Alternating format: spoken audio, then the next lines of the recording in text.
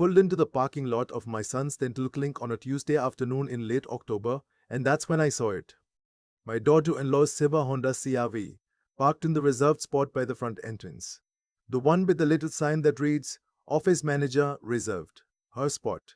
Except she wasn't supposed to be in Winnipeg. She was supposed to be in Victoria, visiting her mother, who'd had a hip replacement 2 weeks earlier.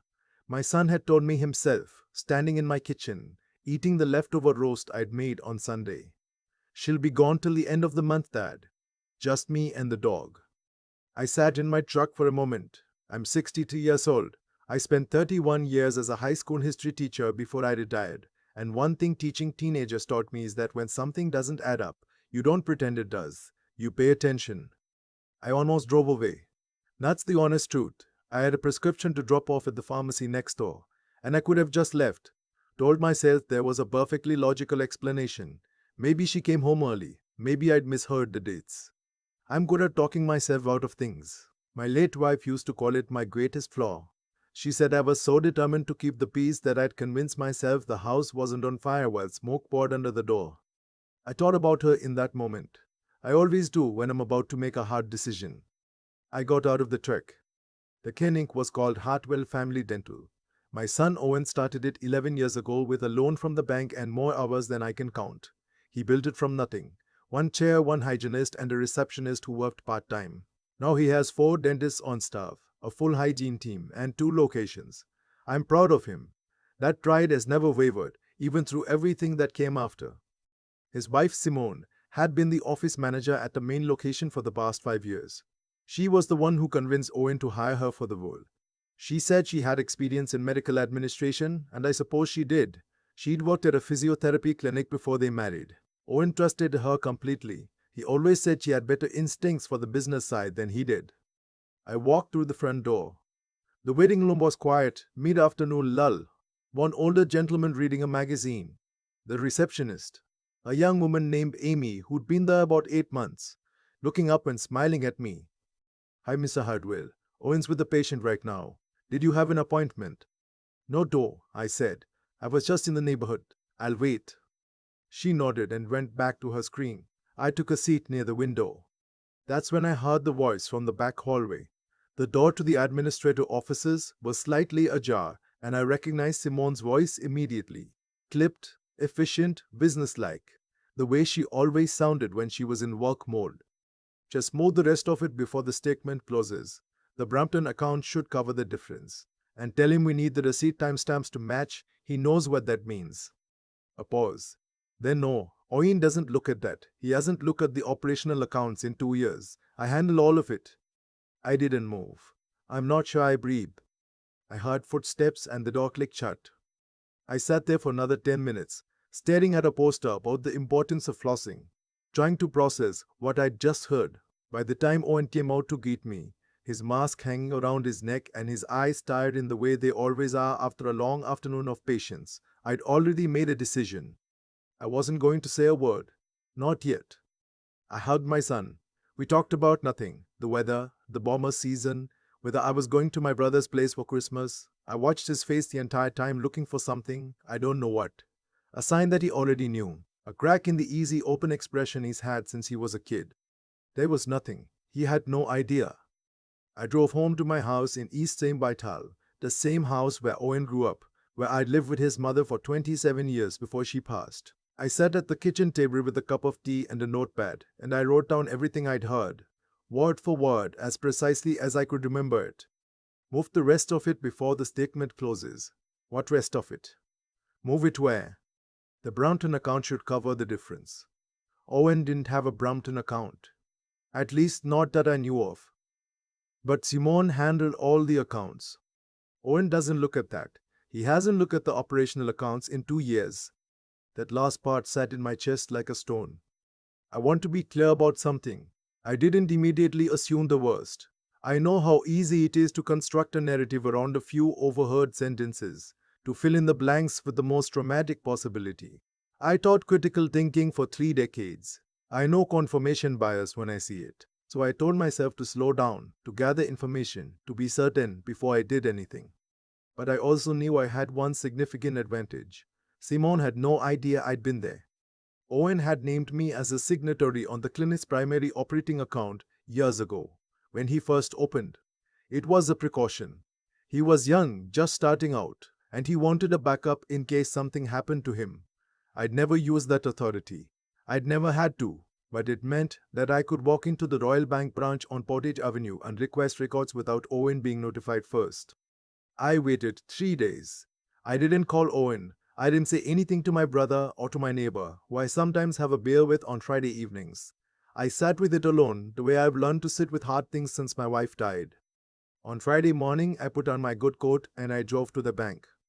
The account manager who helped me was professional and patient. When I explained that I was a listed signatory on a business account and needed to review recent transaction histories, she asked for my ID, confirmed my status in the system, and within 20 minutes, I had 18 months of statements spread across the desk in front of me. I spent 2 hours in that branch. I asked for a highlighter. The young woman brought me one without question. What I found was methodical. That was the word that kept coming to me. Whoever had done this, and I already knew, I think I knew sitting in that parking lot on Tuesday, had been very careful, very patient, and very consistent. There were transfers, always under $10,000, always to numbered accounts I didn't recognize, spread across months. Some were coded as supplier invoices, some as equipment maintenance. There was a recurring payment to a company called Lakeside Procurement Solutions, $2,200 every month for the past 14 months. I'd never heard of Lakeside Procurement Solutions. I took photographs of everything with my phone. The next stop was an accountant. Not Owen's accountant. I wasn't ready for that, but a woman I'd been referred to years ago and never needed, who had an office near my old school. I called her from the parking lot of the bank and explained I needed to review some financial documents urgently. She saw me the following Monday. Her name was Frances, and she was perhaps 5 years younger than me, with the particular con of someone who has spent a career looking at numbers and finding the lies hidden inside them. I laid everything on her desk and explained the situation. She put on her reading glasses and didn't say a word for 40 minutes. Whoever set this up knew what they were doing, she said finally. How much? I asked. She pulled off her glasses and looked at me directly. I'd want to go through all of it more carefully, but looking at just what you've brought me, I'm estimating a minimum of 230,000. Could be closer to 300. I sat back in my chair. $300,000. Taken from my son's clinic slowly and carefully, over what appeared to be the better part of 2 years. And this Lakeside Procurement Solutions, I said. Frances had already looked it up on her laptop. Registered in Alberta, sole proprietor. She paused. The registered name is a numbered company, so I'd need to dig further, but the address is a mailbox at a UPS store in Calgary.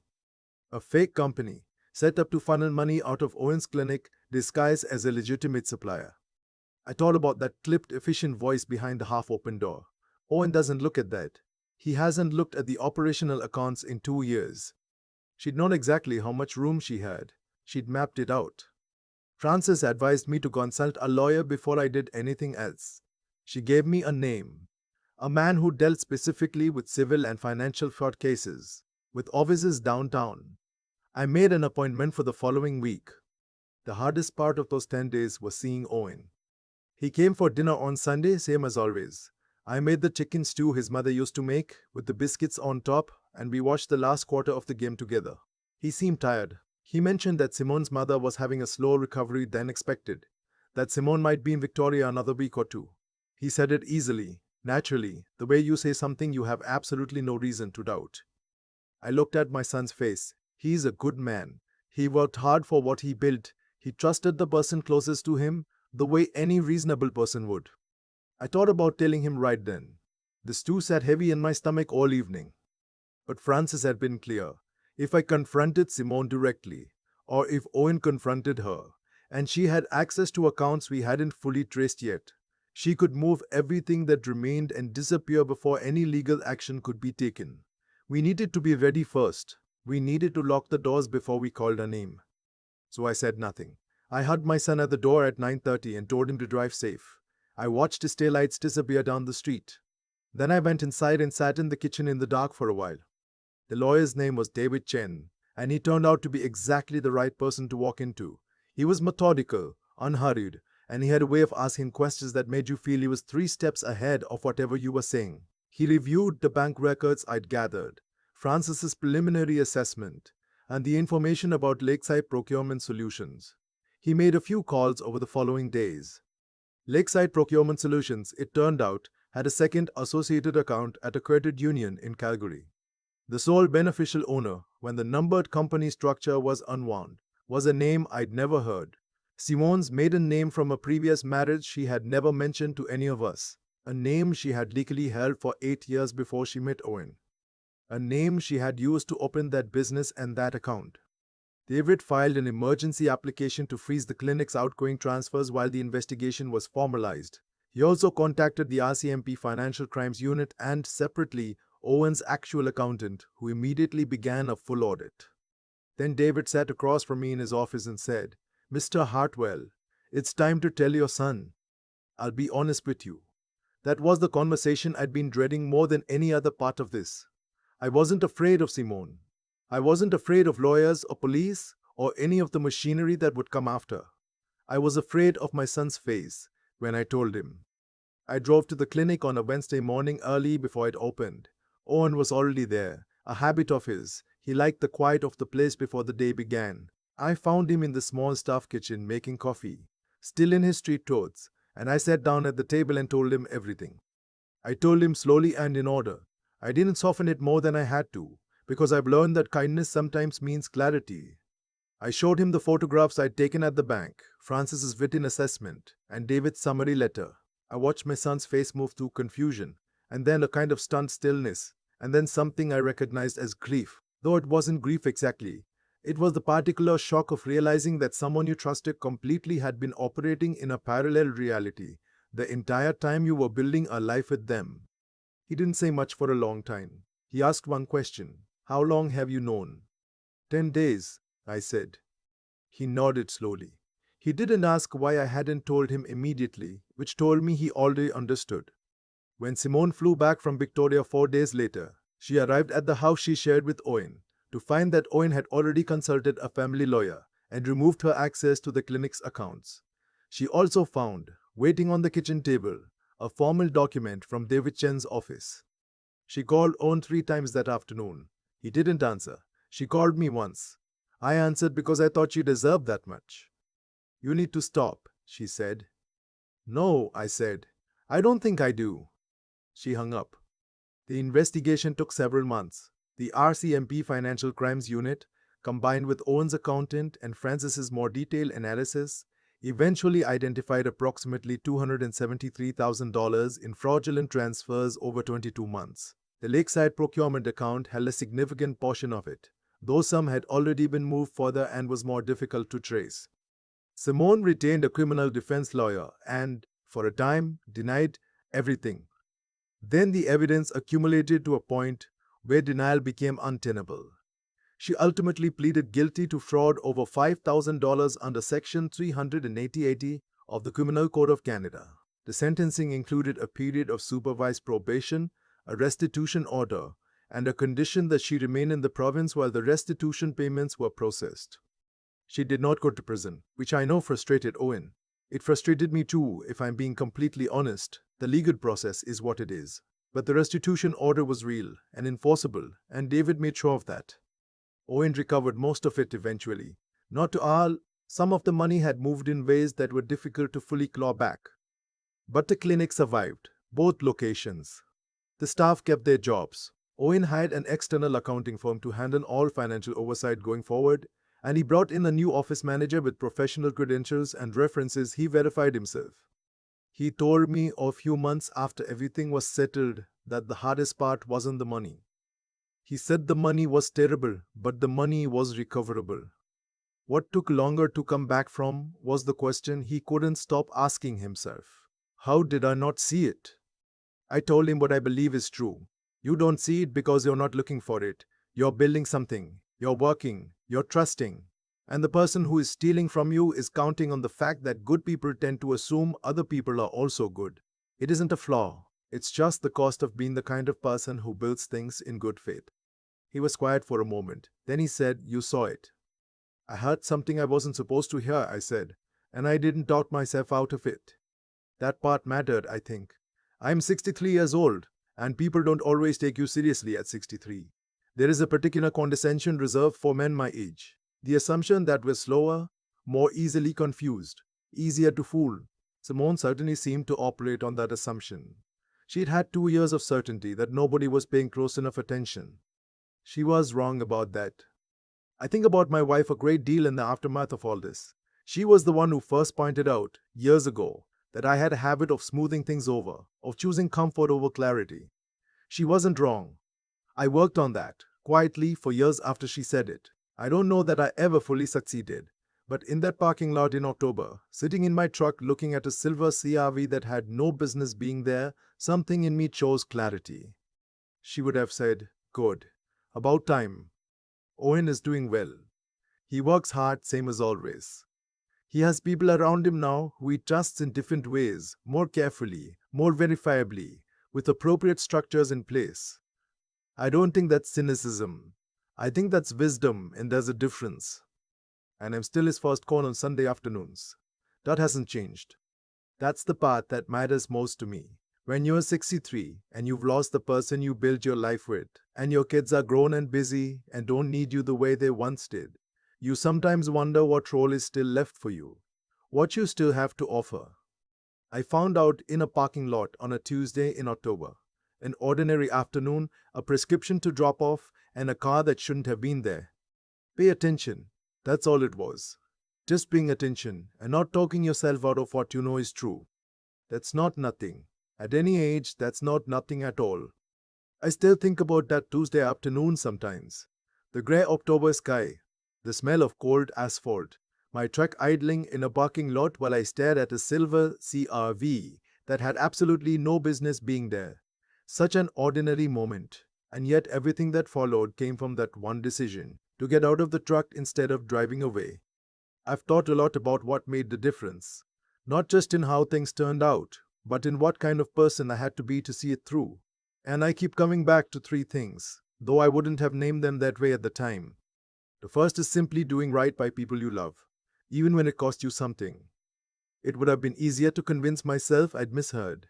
It would have been more comfortable to enjoy that Sunday dinner with Owen without the weight of what I knew sitting in my chest. But I had a responsibility to my son, not just as his father, but as someone who saw clearly when he couldn't.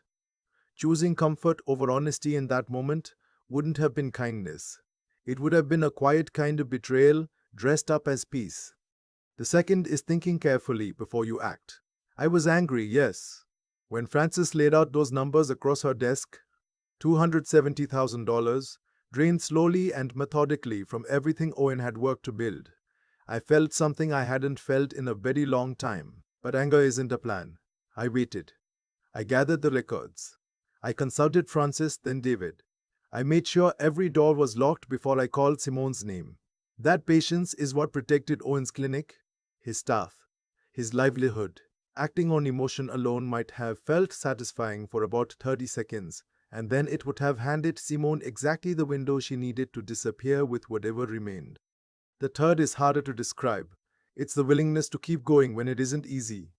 To sit alone at a kitchen table at 11 o'clock at night, looking at bank statements you can barely make sense of, and decide to show up again tomorrow. To go to the lawyer's office. To make the phone call. To eventually sit across from your son and tell him something that will hurt him, because he deserves to know the truth more than you deserve to avoid the conversation. That's not courage in any dramatic sense, it's just steadiness. Showing up for the people who matter to you, one difficult step at a time. What happened to Anne was real and it was painful and it took longer to recover from than the legal process would suggest. Money was recovered, structures were put in place, the clinic continued. But the deeper injury, the one that comes from discovering that someone you shared your life with was never quite who you believed them to be, that kind of thing doesn't resolve on a court schedule. What I know is that actions accumulate. Simone made choices, one careful transfer at a time, and those choices built something that eventually collapsed entirely under its own weight. I made choices too, to pay attention, to be thorough, to be honest with my son even when it was the last thing I wanted to do. Those choices built something as well. Owen still calls on Sunday afternoons. That's not a small thing. That's everything. If I've learned anything at 63, it's that the moments that define you rarely look significant when you're in them. They look like a parking lot, a reserved spot, a half-open door. What you do next, that's the whole story.